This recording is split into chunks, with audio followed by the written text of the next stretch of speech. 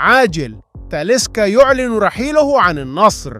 تصريحات تصدم الجمهور. يستمر الحديث بشأن مستقبل البرازيلي تاليسكا نجم نادي النصر السعودي تزامناً مع ارتباطه بالانتقال إلى فنربخشة التركي. وذكرت صحيفة الميدان الرياضي أن اللاعب قد أكد في تصريحاته الأخيرة على انتقاله إلى صفوف فنربخشة التركي.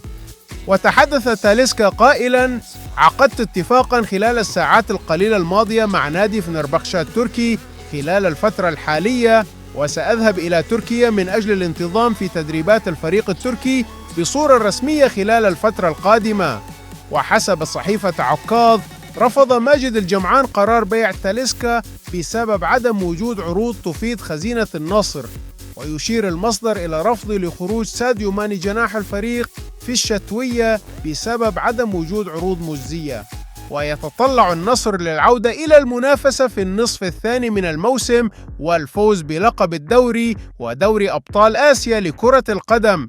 ويحتل النصر في الوقت الحالي المركز الرابع في جدول ترتيب دوري روشن لكرة القدم برصيد 25 نقطة،